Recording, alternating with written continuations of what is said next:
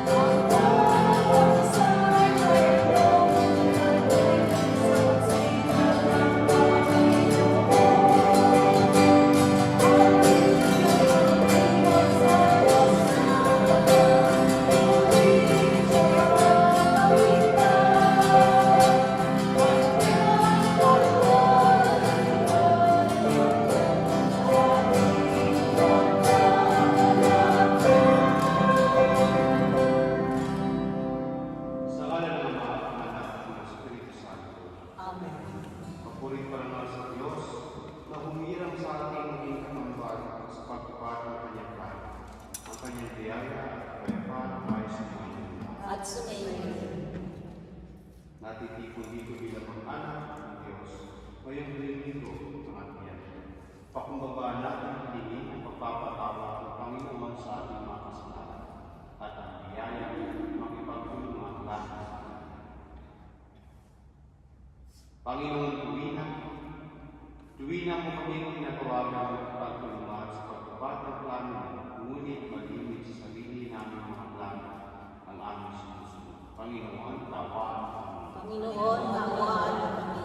Kristo, lagi kang nakaalaan, tumupad sa kalooban ng Ama, ngunit pinili namin sundin ang aming sarili sa kalooban. Kristo, kaawaan kami. Kristo, kaawaan kami. Panginoon, ikaw ang Emmanuel, naghatid sa amin ang pagmamahal ng Ama. Ngunit malimit na hindi naman namin pansin at hindi ka namin, Panginoon, kaawaan kami. Panginoon, kaawaan kami. Kaawaan tayo mga pamilya ng Diyos, patawarin tayo sa ating mga kasalanan at patubayan tayo sa buhay na walang hanggan. Amen. Manalangin tayo.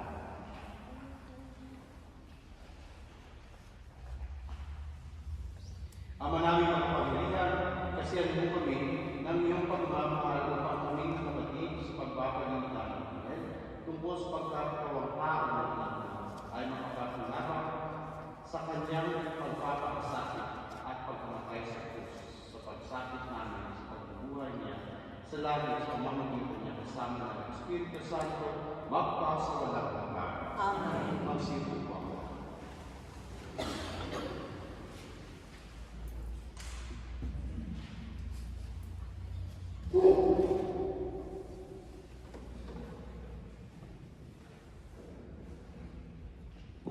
Pagbasa mula sa aklat ng Propeta Isaias.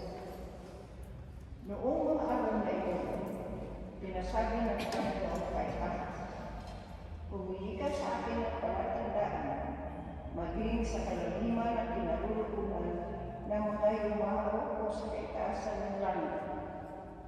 Sumagot si Ahaz, "Hindi po ako hihingi, hindi ko susubukin ang Panginoon." Sabi ni Isaias, "Pakinggan mo, sambayanan ng David. Kulang pa ba ang gamitin ninyo ang mga tao na pati aking Diyos ay inyong niyayaman. Kaya nga ang Panginoon na rin ang nagbibigay ng palatandaan, magliligi ang isang dalaga at manganganak ng lalaki at ito'y tatawagin Manuel. Ang salita ng Diyos. Salamat sa Diyos. Ang Panginoon darating at siya'y dakilang hari natin. Ang Panginoon ay darating at siya'y dakilang hari natin. Ang buong daigdig, lahat ng naroon, may-ari ang Diyos at ating Panginoon. Ang mundo'y natayo at iyong sandigay bilang ng lupa, tubig kalaliman. Ang Panginoon ay darating at siya'y dakilang hari natin. Sino ang marapat tumakang sa burol ng buon? Sino ang paahon? Sinong papayagang pumasok sa templo? Sinong tutulutan pumasok na takot? Siya ang malinis ang isip at buhay, na hindi sumamba sa Diyos-Diyusan. Tapat sa pangako na binatawag. Sagot, Ang Panginoong Diyos ay darating at siya'y dakilang hari natin. ang Diyos na Panginoon, pagpapalain siya, ililigtas siya at bawawalan ng sala. Gayon ang sino ang lumalapit sa Diyos, sila ang lumalapit sa Diyos, ginako. Ang Panginoon ay darating at siya'y dakilang hari natin.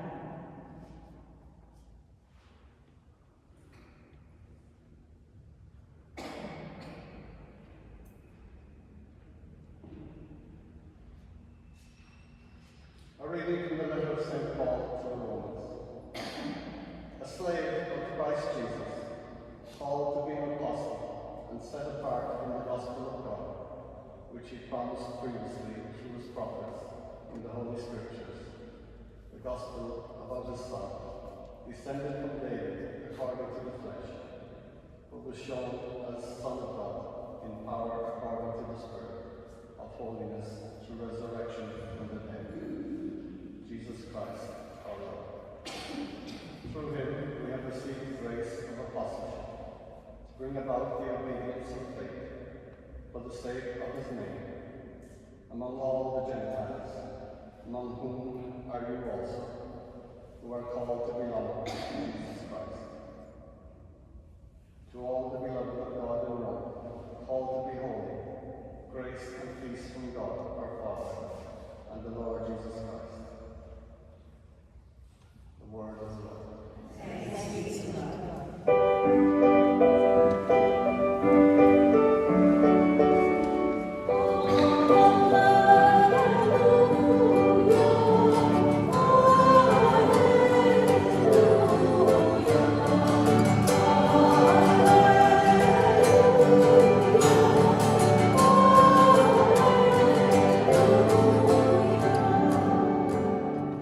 The virgin shall conceive and bear a son, and they shall name him Emmanuel.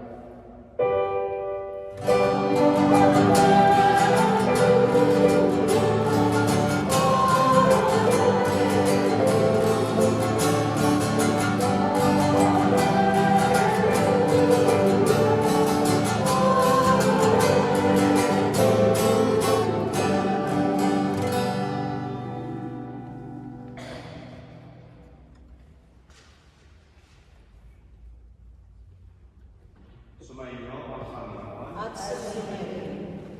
ang mabuting. Balikan ng Panginoon ang kay San Manuel. Papuri sa iyong Panginoon.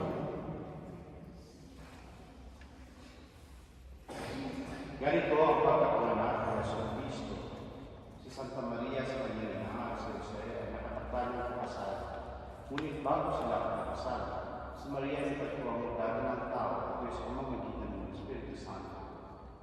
Isang tao na tuwid, si Jose sa kanyang magiging asawa, ngunit ayaw niyang pahiya si Maria.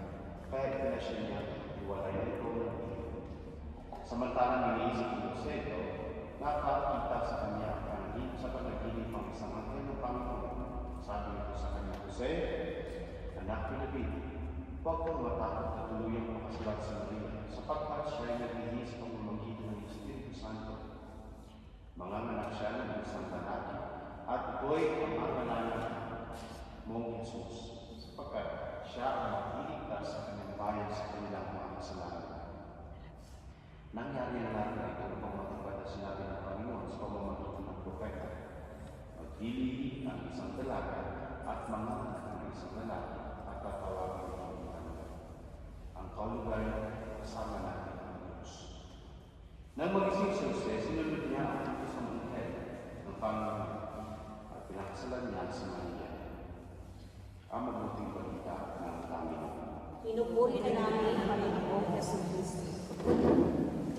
Magandang gabi, pahapon ko pala sa inyo. Magandang hapon, misa ng gabi. Ngayon nga po supposedly meron tayo na pang-anim na ata ngayon, pang-anim na gabi o gabina para po sa ating preparasyon doon sa tinatawag natin kapanganakan ng ating Panginoon. At yun nga po ay narinig natin ang Ebanghelyo ay tungkol sa pagpalitan ng Ebanghelyo dahil sa Jose sa kapanganakan ni Jesus doon kay Maria. And I think alam natin kung ano yung kwento dito sa kanilang dalawa. Kaya kung titingnan talaga natin si Jesus ay nagiging anak lamang ng Jose by adoption. Kasi hindi naman talaga by anak ni Jose si Jesus. Pero kung titingnan, babalikan natin yung mga pangalan sa 3 generations diba? Bago dumating si Jesus. Si Jose actually, ang totoo nasa linya ni David. Na? So, ibig sabihin si Jesus, adapt lang siya. Hindi talaga siya magsasabi natin direct line kay David. Hindi talaga siya sa direct line ng David. Naging direct line siya ng David dahil naging adopted siya ni Jose. So, naging anak si Jesus kay Jose. So, kaya nagkaroon ng katotohanan ang propesiya. Nagkaroon ng katotohanan ang promise ng ating Panginoon. So, ano yung sinasabi sa ating dito ngayon? Ngayon pala pagiging pamilya ay hindi lang pala hanggang sa dugo. Mas malalim pa nga yung hindi sa dugo. Kasi doon makikita yung totoong pagmamahal. Given na kasi yung pagmamahal ng isang tao sa kanyang kadugo. Kasi kadugo ko siya. Pero yung tao na hindi pa rin papaano iaalay ang sarili at tanggapin siya na parte siya ng buhay. Mas maraming processes yun. No? Para matanggap mo ang kabuuan ng tao sa buhay. Because there's no date at all. It's only that you know the person and you like that person. That's why you want the person to be yours or to be with you, to be in your circle, to be in your family. Kaya nga sa pag-aasawa ang mga makikita kung gaano ka-founded ng pagmamahal ninyo. Kasi hindi kayo magkadugo pero magsasama kayo ng pagbuhay. Maraming mga aspect na titingnan natin ito. Nagsasabi sa atin kung ano ba talaga ang totoo na pagiging Kristiyan. How is it to be really a Christian? What should we do? How should we act as Christians? How do we accept people? How do we understand each other? You see what happened or what is happening in the world today. Bakit nagkakaroon tayo ng pagkakawatak-watak? Well, because of this. Kaya sa amin ito kadugo ko yan kapilipino ko yan kaparokya ko yan We divide ourselves according to our identity. Pero ang identity is worldly identity. just because we are part of this one, so parte ako nito. Hindi ka naman sinalihan. Kaya nga mayroon na tinatawag na discrimination, di ba? And with that, nagkakaroon ng hindi pagkakaintindihan. But look at now, we've just heard the gospel now, when how Jesus was accepted by Joseph. Of course, at first, hindi naman talaga gusto ni Joseph. Kasi imagine, hindi magiging anak, ang anak ng asawa mo. It's painful. I think that was the immediate response or feeling of Joseph during that time. Pero again, dito din natin nakikita sa pagmamahal at saka yung sa paniniwala ng Panginoon. Talaga, mapasunod ka at magagawa ng pagmamahal. And that because of faith. That because of faith. Nagpakita sa kanya ang anghel para magsabi at magpabulaan, magbigay sa kanya ng warning. It's not because of something else in public. Nabuntis si Maria. Kundi nabuntis si Maria dahil sa Espiritu Santo at ang anak niya ay pangalan ng Jesus. Siya ay magiging kasama ni Emmanuel. Kaya meron tayong pangalan niya ng Emmanuel na nagpapaalala sa atin ng Panginoon kahit yung mga nangyayari sa buhay natin nandiyan. He is always there. Not just looking at us, but walking with us, experiencing life with us. And that should be a very nice message as we prepare ourselves towards the feast of the birth of our Lord Jesus Christ. Kasi marami akong napakagandang mensahe pag tinitingnan natin ang ating mga Gospels. Itong 9 days na novena natin, napakagandang paalala para sa atin. Ma-appreciate natin ang pang pananampalataya kung titingnan at pagiging seryoso ng tayo. Kasi this actually encourages us, gives us the enthusiasm to concretize the teaching of our Lord. The call is always to follow Him, but how to follow Him should be concrete action na makikita natin. And it should not just be for us, but for all of us, for everyone.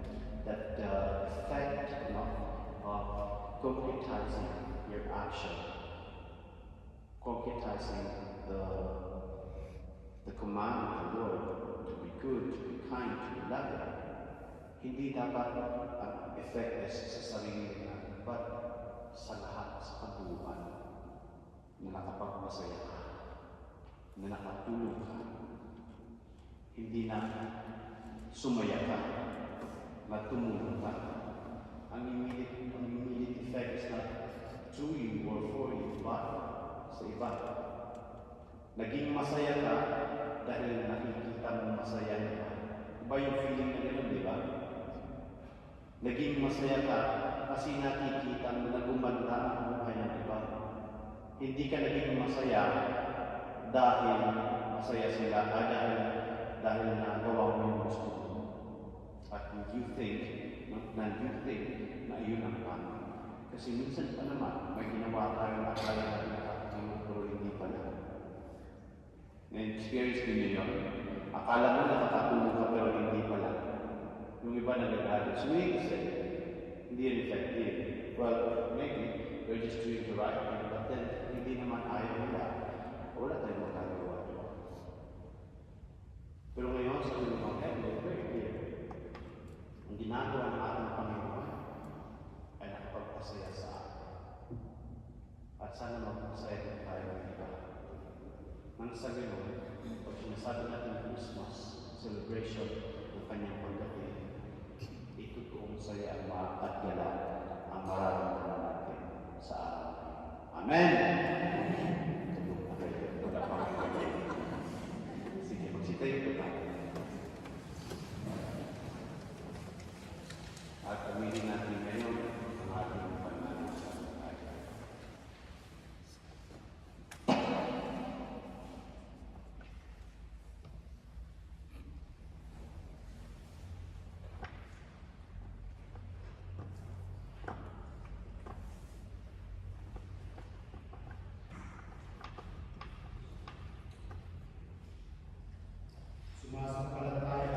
sa Diyos ang makapangyarihan sa lahat, na may gawa ng langit at lupa. Sumasampalataya na ako, Jesucristo, isang anak ng Diyos, Panginoon nating lahat, nagkatuwa ko ng tao siya ng Espiritu Santo, pinanganak sa pagkakamalian, pinagpakasakit ng Poncio Pilato, ipinako sa krus ng matay, kasi ang Panginoon ng nangayon ako, na may kapataraw na buhay na ulit, umakyat sa langit, nalulong sa kanan ng Diyos ang makapangyarihan sa lahat. Doon magmula palilito at hukom sa nangabunan ng nangamatay na tao. Sumasasalangay ang ako sa Diyos Espiritu Santo, sa banal na sambang pangalaga, sa kasamahan ng mga banal, sa kapatawaran ng kasalanan, sa pagkabuhay ng pagpinang nangamatay na tao, at sa buhay ng walang hanggan. God is with us, and for life Mary, the Virgin. Let us pray with great confidence, opening wide our hearts to all human needs. Nawa ang simbahan ay lubos na manalig sa Diyos, lalo na sa harap ng pagsubok, at maging laging tapat sa Kanya. Manalangin tayo. Panginoon, Nawa lahat ng nanunungkulan sa simbahan ay makapagbigay ng magandang halimbawa ng pakikipagtulungan sa pagtupad ng plano ng Diyos. Manalangin tayo. Panginoon, susunod ang iyong kalooban. Nawa ang mga nagdurusa ay makatagpo ng pakikiisa ng kanilang mga kamag-anak at mga kaibigan na kailangan nilang lakas para sa pag-ayon sa plano ng Diyos para sa kanila. Manalangin tayo. Panginoon, masunod ka ba ang iyong kalooban? Nawa ang mga namamahala sa ating lipunan ay makapagbalak ng mga gawaing ganap na alinsunod sa mga utos at plano ng Diyos. Manalangin tayo. Panginoon, masunod ka ba ang iyong kalooban? Panginoon Diyos, biyayaan ang pinagmumulan sa halimbawa ni Jesus na masunurin iyong anak at gawin ng tapat at kasangkapan ng iyong plano ng anak. Ikaw na nagpapay at nakakapay, magpapayag. Magsimula.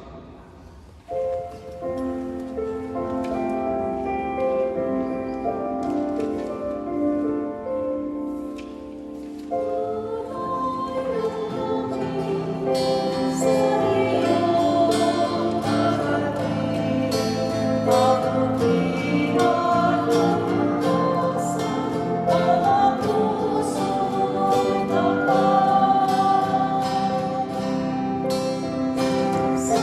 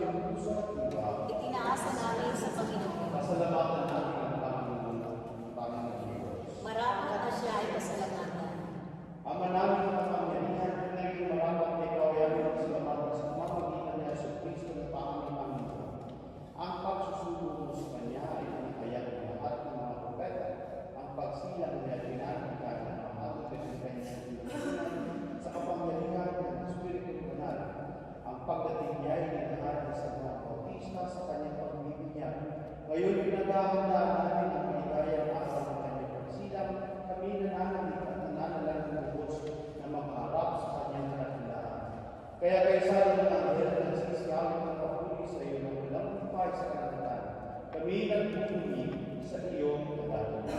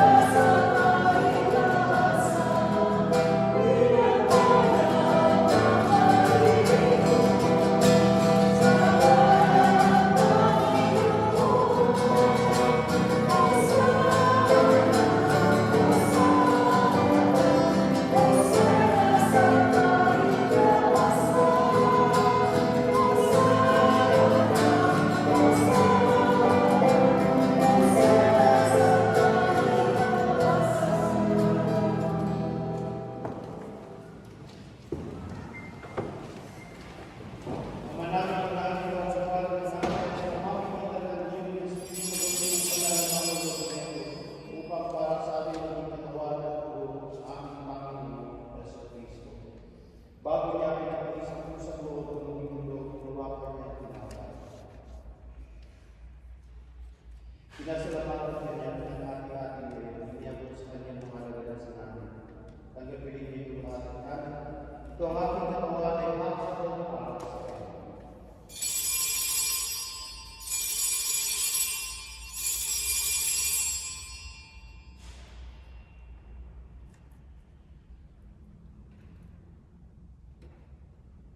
Gayun din naman matapos ng una, nawakan niya ang kalis ng hindi kanyang pinasalamatan. Iniyabot niya ang kalis sa kanyang mga nagalasan namin. Tanggapin niyo yung para kami. Ito ang kalis ng ating dugo ng bago at pagkakataon. Ang ating dugo na yung dugo para sa inyo at para sa mga. Gawin niyo ito sa pag-aalala sa akin.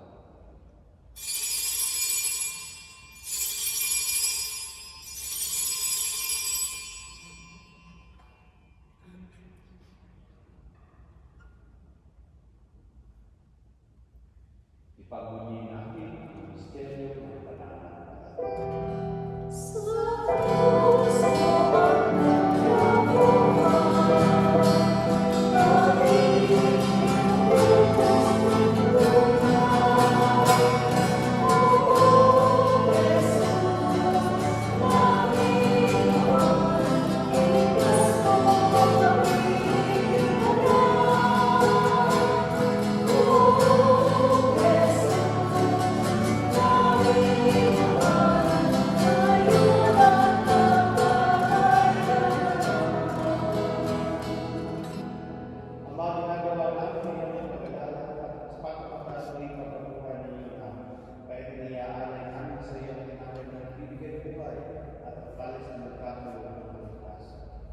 Kami humarap at tumayo sa harap upang maglingkod sa iyo. Sinasama namin kayo magsasalo-salo sa katawan at tuloy ni Kristo ay mapagpuso pagkakaysa sa pamamagitan ng Espiritu Santo.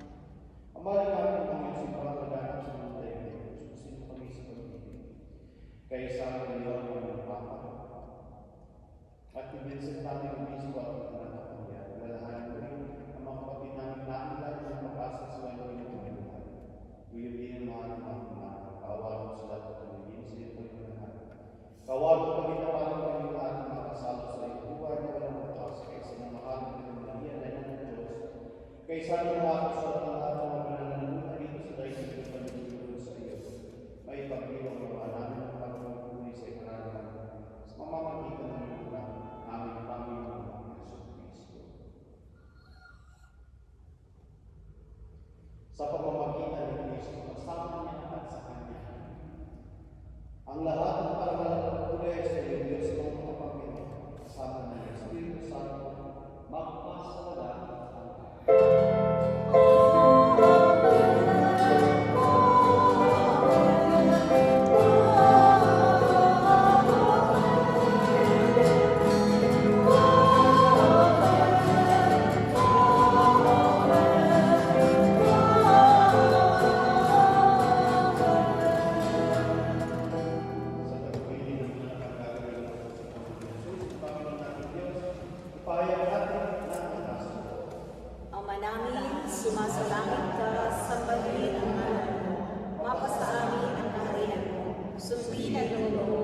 sa lupa para sa langit. Bigyan mo po kami ng aming kakanin sa araw-araw. Patawarin mo kami sa aming mga sala, para na pagpapatawad namin sa nagkakasala sa amin. At huwag mo kami paintulog sa tukso, at tiyan mo kami sa lahat ng masama. Amen. Ililing namin ibigyan sa lahat sa mga pagkalooban ng kapayapaan na pinagtas sa kasalanan at Diyos sa lahat ng pamamahan. Samantalang aming pinanitinan ng dakilang araw ng pagpapahayag ng tagapagligtas namin, si Yesu Cristo. Sapagkat sa iyo nagmumula ang kaharian, ang kapangyarihan, at kaluwalhatian, magpasawalang hanggan. Amen. Panginoon Yesu Cristo, sinabi mo sa iyo mga apostol, kaya parang iniwan mo sa inyo. Ang ating kapayapaan ay nagkakaloob ko sa inyo. Ngayon ang aming pagkakananampalataya at huwag aming pagkakasala. Pagkalooban mo kami ng kapayapaan at kakaisa ayon sa iyong kalooban kasama ng Espiritu Santo, magpasawalang hanggan. Amen. Ang kapayapaan ng Panginoon ay laging sumayin. At sumayin. Magbigay mo ito ng kapayapaan sa isa't isa.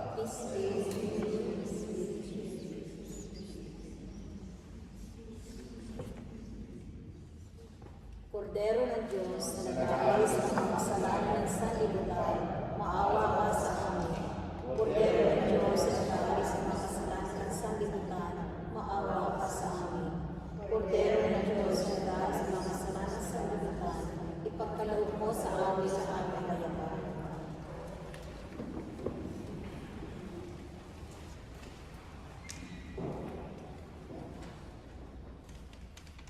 Ito ang kordero ng Diyos. Ito ang mag-aalis ng mga kasalanan ng sanlibutan. Mapalad ang mga inaaniyan sa kanyang Panginoon, hindi ako marapat dapat na magpatuloy sa iyo, ngunit sa isang salita ang lamang ay gagaling mo.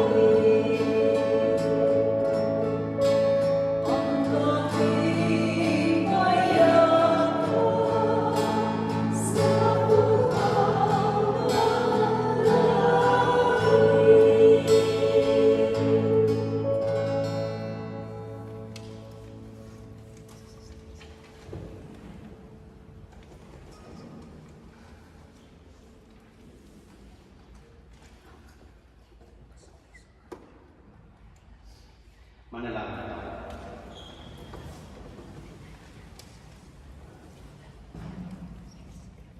Ama namin na pagmamahal, amin ang pinagsaluhan, ang tigilan ng bibigay buhay at pagpapalaki at pinakapistahan ng Pasko.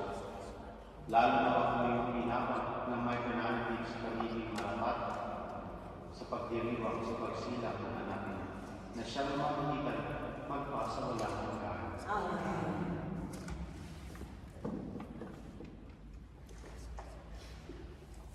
On behalf of the Carmelite Primo Chapel Group, I wish to say thank you to Father Tom for coming and celebrating us in the Divine Mass with us. High quality, of course, for the in the church.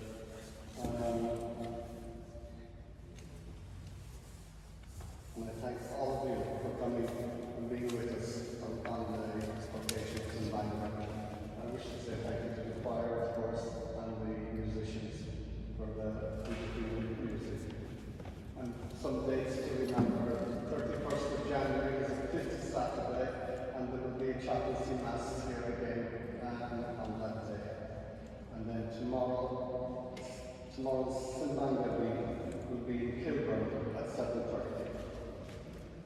All that's left to say is to wish you all a very happy and blessed Christmas.